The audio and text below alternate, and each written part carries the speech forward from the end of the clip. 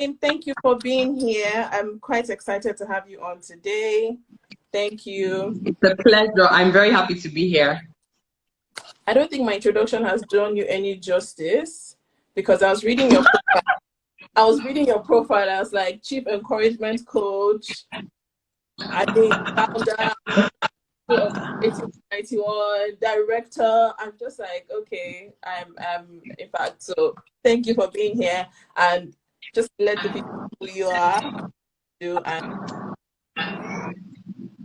Okay, I think that we have a bit of a delay. Okay, so good evening, everyone. My name is Foluso Gbadamosi, and it's my pleasure to be on here this evening with Greatly. We're going to be talking about online safety and after-school activities, and I think that you already introduced me, so let's get right into it. Yes, so I mean, everybody understands what's happening with the pandemic. Well, all stuck at home, but we're starting to go out a little more now, and some people are having their kids in like learning, some full on homeschooling, and some are just kids right back out there, you know, with precautions, of course.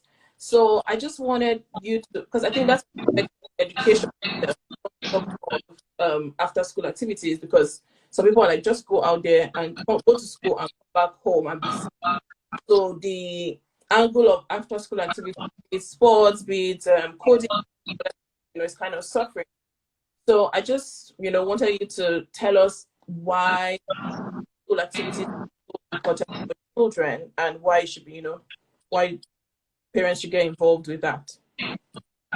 Okay, so I actually don't think that all after school activities are suffering. I think, you know, the group ones perhaps are, you know, so things maybe like, you know, football in school, swimming in school, you know, things like that. But I do think that a lot of the other ones are actually not suffering. I've seen quite a lot of online and virtual after school activities. Even my children are engaged in some, you know, everything from music to coding classes to language classes, you know, and so on and so forth. So I think that it's entirely up to the parents, you know, to determine what they think is important at this time. The children, well, now school has actually started, whether it's blended, whether it's hybrid, or it's all physical, or, you know, partly physical. But I think over like the summer, like the children had a lot of time. And so we, you know, in my family decided that we're going to engage them, you know, in different things. So they had virtual music classes, they had language, and they actually even had some subject classes, not necessarily because they needed it, but because we were just trying to, you know, get them engaged, you know, over the summer, because there was just so much time. And so even at home as well, you know, we tried to get them involved in different things like painting, you know, writing, you know, just creative writing, public speaking, anything that could possibly engage them. But I do want parents to know that they can get very, very creative at this time, and they can actually have virtual classes. So you can use Zoom, you can use WhatsApp video calls. There are so many things that you can use to actually get the teachers to teach your children at this time. Yes, it sounds great. I mean, that you're able to still do all of that. I think it's so uncertain and people are, you know, getting overwhelmed. So it's good that these opportunities still exist, you know, that you can do some of these things with Zoom and just to it. I wanted to also ask about the value that after school. The value? Yes. I think that we've got a slight internet issue. Can you hear me clearly? I can hear you perfectly. Oh, okay, great. Okay, because you've got a slight delay from my end. I think that the value of after school activities is something that people just have to accept. And, you know, this is something that you can research. There's so much research that shows that we really need to stop being 100% academic with our children. After school activities does actually improve academic performance, you know. It also helps your children discover their gifts, their passion, their talent, you know. It's when engaging in these activities that even you as a parent begin to know that, wow, this child is actually naturally talented at, you know, soccer or swimming or painting or speaking. I mean, there are just so many things that, you know, you really should get your children testing their feet in. It definitely helps to broaden perspective as well, you know. So instead of just seeing life, you know, all academic, they get to explore different other areas of life, you know, and learn from that. It helps them develop social skills, which is so important. I think that social skills are one of the skills of the future that if we're not careful, our children will not have because they spend so much time on devices. You know what I mean? Unlike us when we were younger. So social skills are actually really much developed as well during these after school activities. And I think also life skills, right? So just even things like time management, knowing how to get your homework done in time for you to get your after school activity done, or if you're doing it in school, knowing how to kind of manage your time, planning and all that. It also helps with teamwork, learning how to work with a team. It helps with presentation skills as well, because a lot of after school activities actually have the children presenting at the end of the school year, or at the end of the term or whatever. So you also see that the children even learn how to present, in different ways. So after school activities for me are a no-brainer. I mean, our children need to learn how to discover themselves, discover their passion. And we don't want them to wait until they are older, like so many, people in our generation, who are just like, oh, it's at 30, 40, 50 that you're discovering what your talents are because you didn't have that opportunity when you were younger. So I think it's so important that we help our children by doing that. Lastly, I think that, when it comes to applications for universities, especially, right, nowadays, after school activities always come up because they want to know that you are more than just a book person, or there's more to you than getting A's or B's or B's and C's. They want to know what else you have going on for you. And guess what? It's become very competitive to get into schools these days. So the question is, what is going to be your child's additional extra value add? And that value add is already inside them. So it's up to you as a parent to now help them make that discovery. Oh, I think that's amazing. Just the way you have put it, it just simplifies it. Something that parents are thinking about, just about now for the future. Also, I'll talk quite broad because we're trying to talk about after school activities and talking about internet safety and online. And I feel now, because there's lots of blended and online learning, children are more exposed to the internet. They're having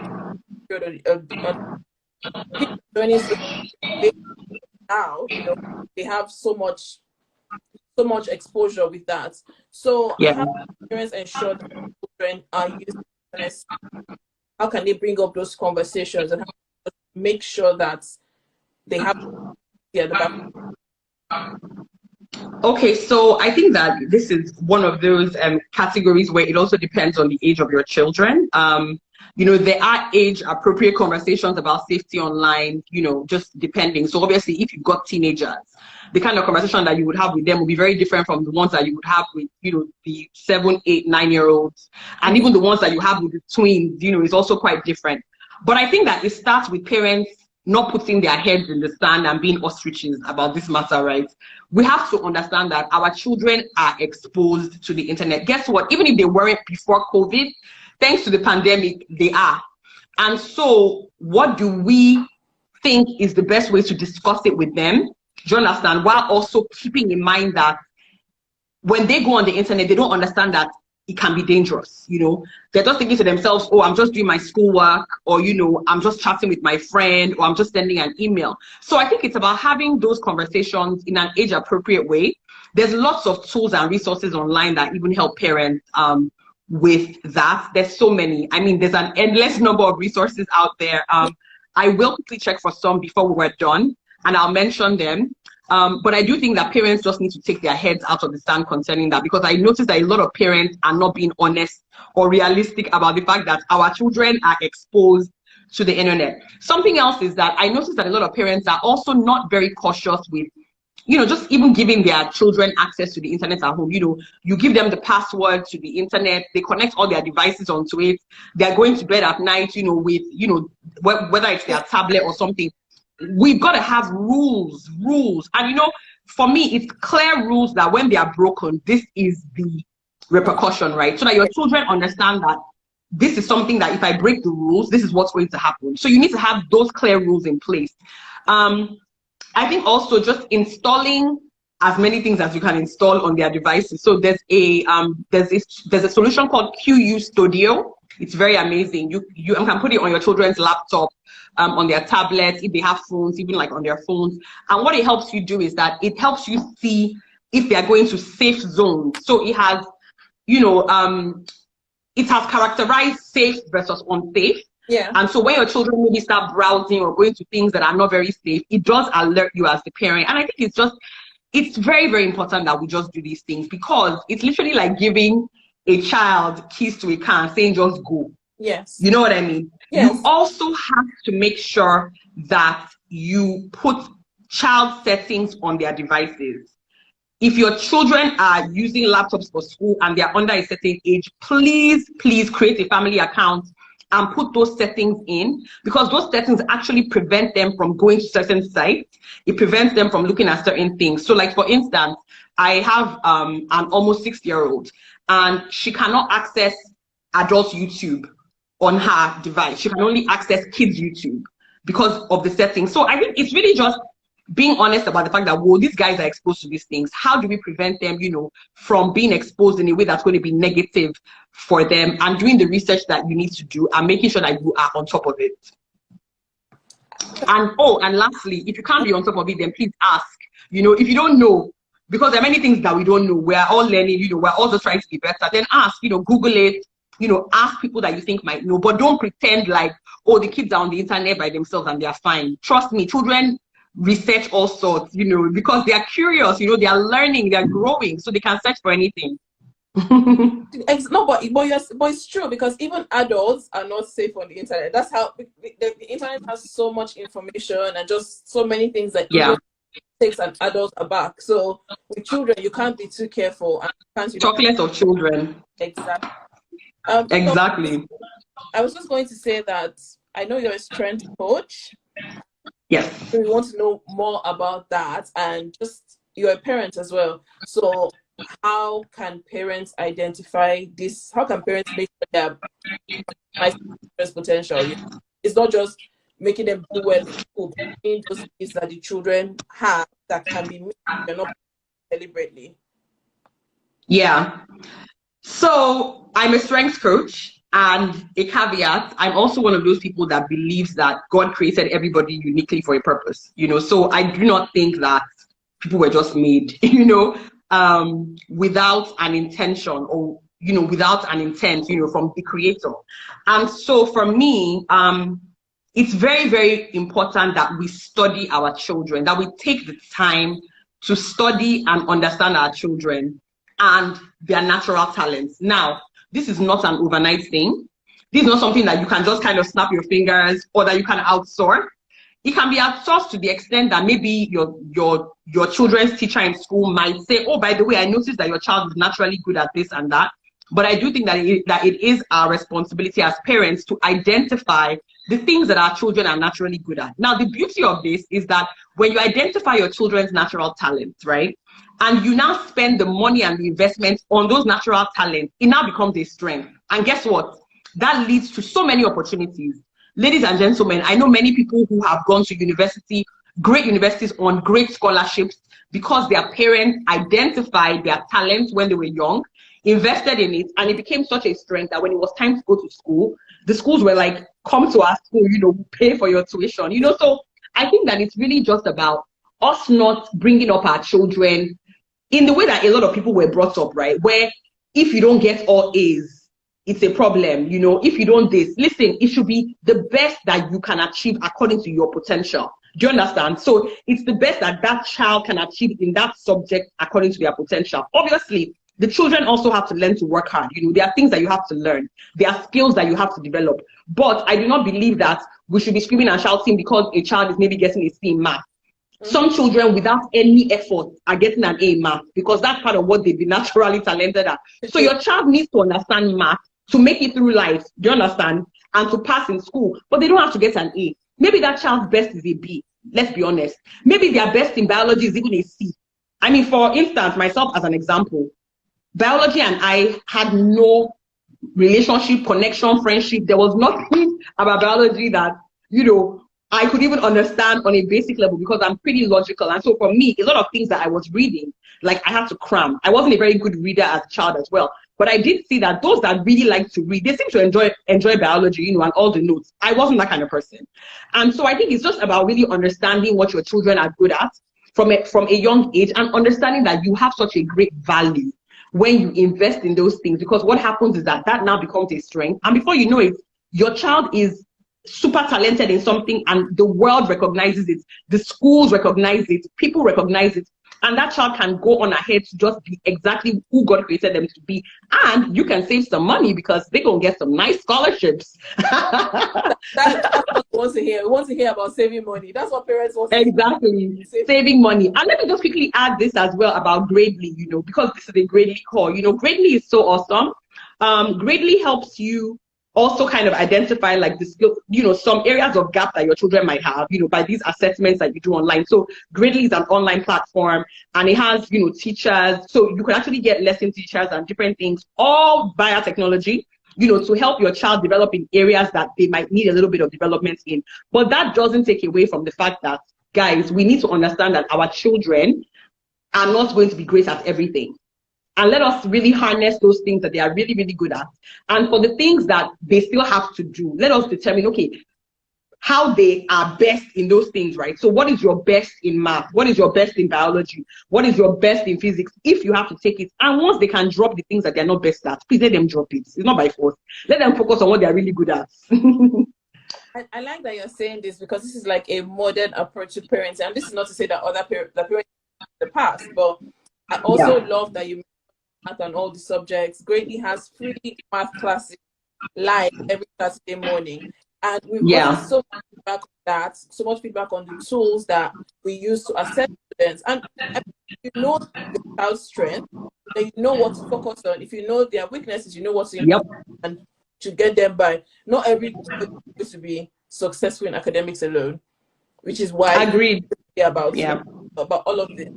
So I wanted to just say that now that we are talking about strengths and weaknesses, how does a parent build confidence in their child? Because in all these conversations, you want your child to still be a go-getter too. When you identify strengths, to encourage positive, how do you build confidence and children without spoiling them, as they say, and without taking away their individuality? That's a really good question. I think that extracurricular activities are a fantastic way of building confidence in your children. And I'll tell you why. I have friends who have children that are not very academic, or, are not appearing to be very academic. However, that same child can be in an extracurricular activity, whether it has to do with soccer or drama or whatever, and that child is excelling. So what I've seen those parents do is I've seen them use what they're really good at, right, to push them academically. So for instance, a friend of mine's son is he's wonderful at soccer. Like, he's so good at it, he's on the team. And so they've used that to encourage him with doing better with his schoolwork, obviously to, his ability and capacity. But the point I'm trying to make is that your children actually develop confidence when they start exploring things that they are good at. Because what happens is that they begin to see that, okay, maybe, in science or whatever, maybe I'm trying so hard and I'm getting a C or whatever. But I notice that when I draw or when I paint, I get accolades, or when I get on the stage, because some of them are really good at just getting on the stage and performing. I'm sure that you've seen some school plays, at least I've seen some school plays where I'm like, wow, this child needs to be, this child is such a good, actress or actor, so those things actually help develop their confidence as well, because they realize that it's not just about being good with academics. Because guys, we're adults here, right? We know as adults that there's so much more to life than just academics. How many of us remember how many of us ask in our offices, oh, did you come first when you were in primary school? Or did you come second or third? Or, you know what I mean? Like, at the end of the day, we just have to be more realistic and bring our children up, I think, in a more thorough manner that really kind of covers all the different areas of life. And we shouldn't just focus on just academics alone. And confidence, like you've asked questions, is actually a big one. And a great way to develop that is to get them involved in extracurricular activities.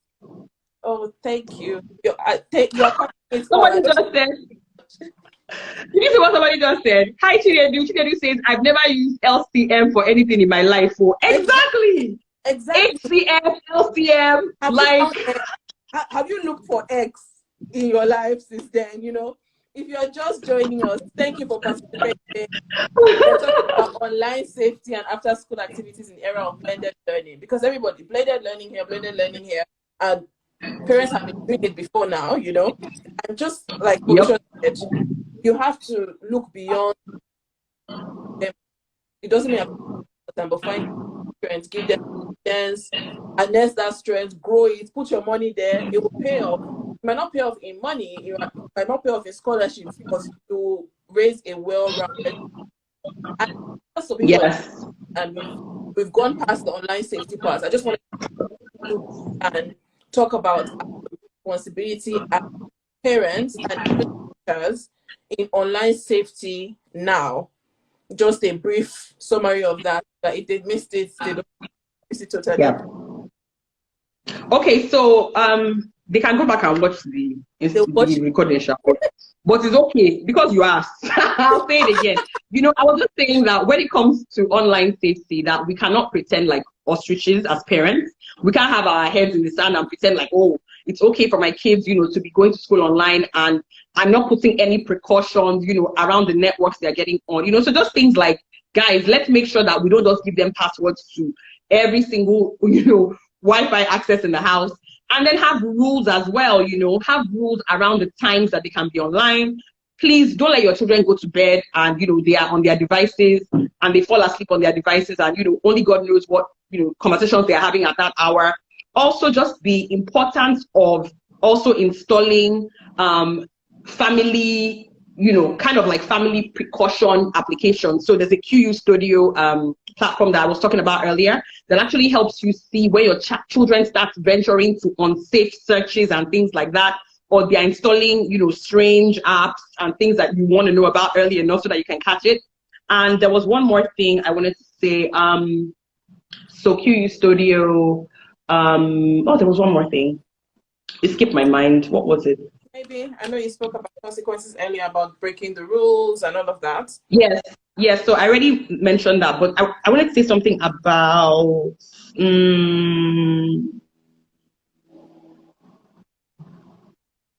I don't remember. It'll come to me, hopefully. Okay. But then I said it earlier, so hopefully you were able to catch it earlier, but I don't remember now. Sorry. Okay, I know you didn't mention about the age restriction on like YouTube and all of that for younger Yes, kids. And thank you. That was it. So I wanted to say that when you are creating your children's profile, please create them according to their age, right? So it lets you create, you know, family accounts, and you can put the age of your children so that it prevents them from accessing certain sites. Yeah, that's what I was trying to say. Thank you for reminding me. I'm glad I remember that part. So this has really been good, but I just wanted us to do a little talk back on these recreational activities that we're getting these children involved in. So what are some inexpensive recreational activities that parents can get them involved in that also COVID compliant? Okay, so that's it. I mean, I'll tell you what I've done personally, because it's not always, I guess, easy to find extracurricular activities that are online, especially in Nigeria. I know that there's a lot abroad, so you can actually Google and do the ones that are abroad. Now we can do anything anywhere in the world, right? Because everything is online. So your children can be taking coding classes in Australia. Do you understand? But I think another thing that we need to leverage is our teachers here. I have had lots of teachers here just teaching my children on WhatsApp video, teaching them on Zoom. You know what I mean? So our piano teacher and my older daughter's violin teacher, we just do it on WhatsApp video. You know, he hasn't been to our house since, you know, the lockdown, and we do all of that video wise. There's so many other things as well. Language, if you want your children to learn Yoruba, French, Igbo, Hausa, whatever language, you know, talk to teachers that you know teach that and ask them to engage them online. Also, Gradely, let me go back to Gradely.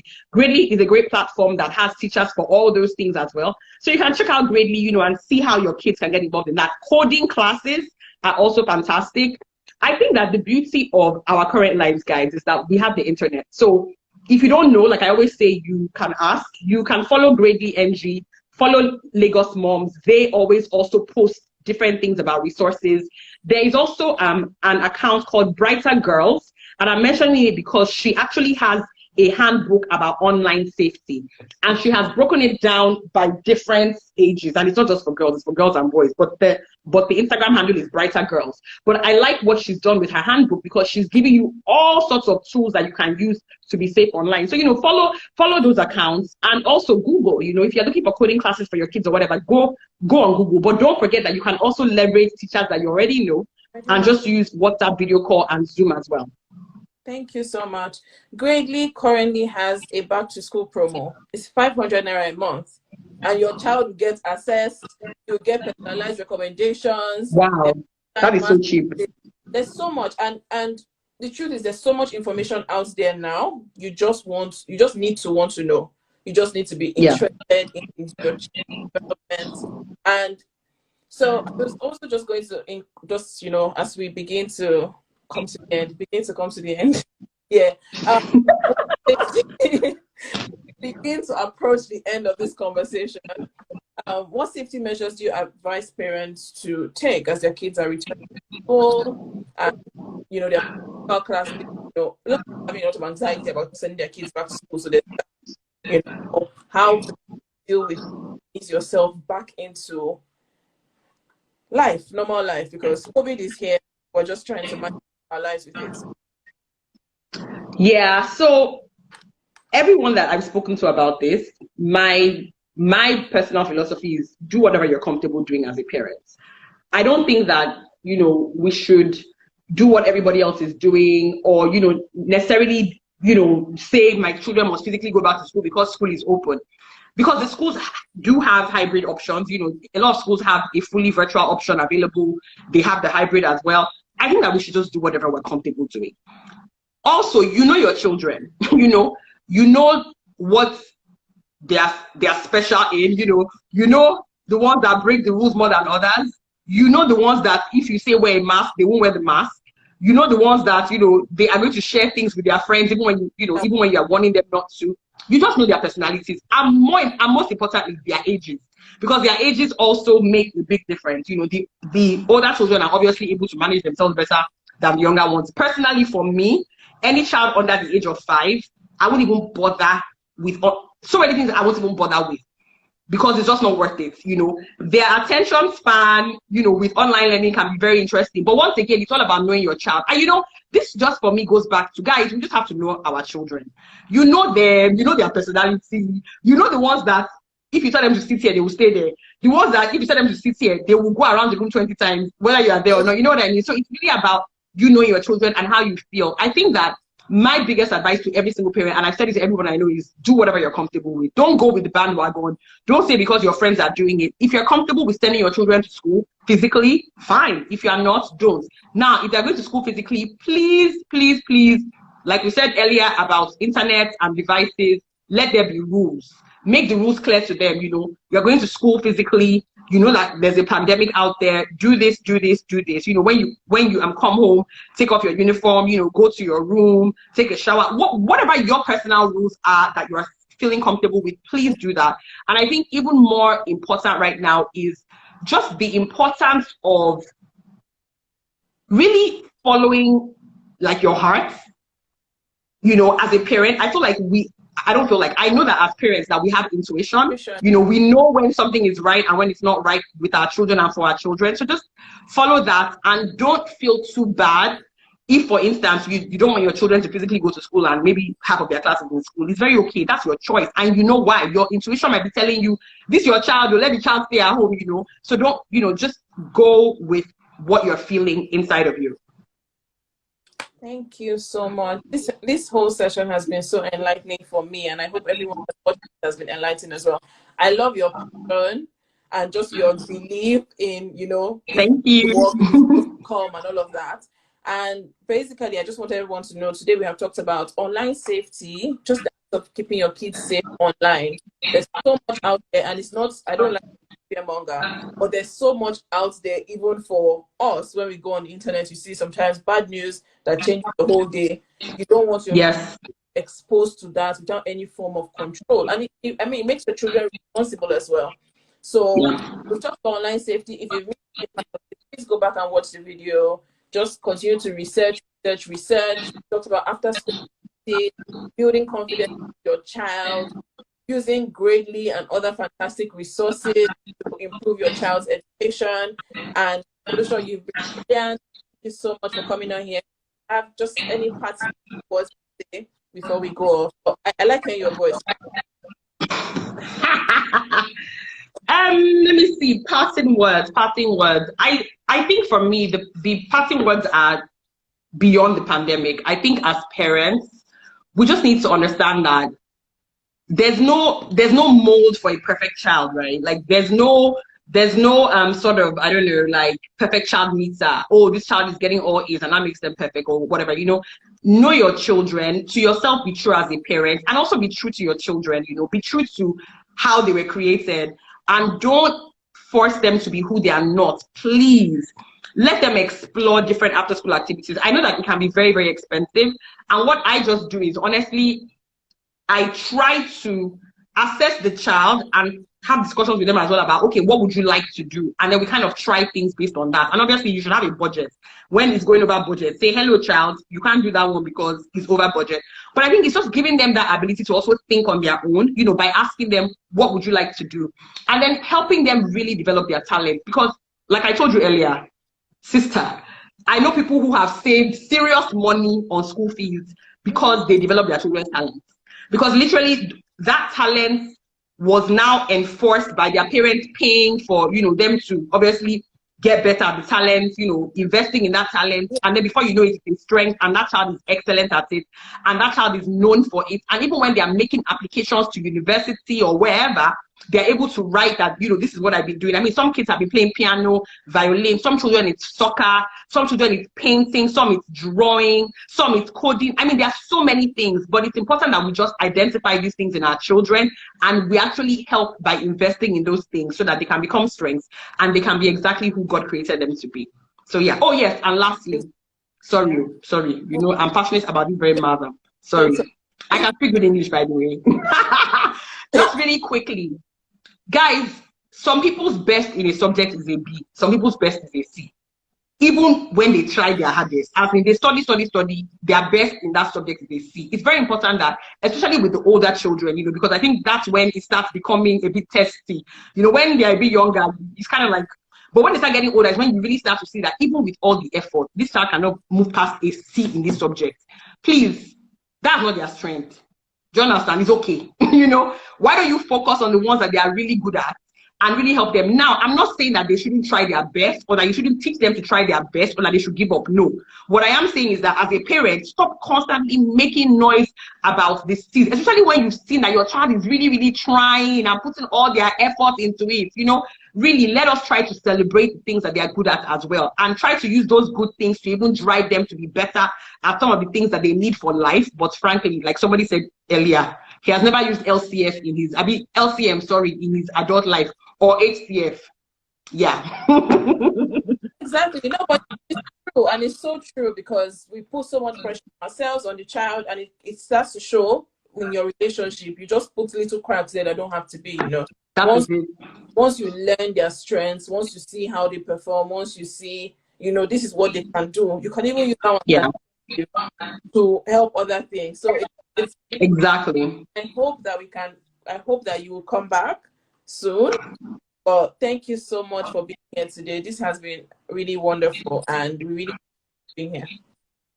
Thank you. Thanks, Gradely and team. It was fun chatting with you guys. Take care. Bye. Bye.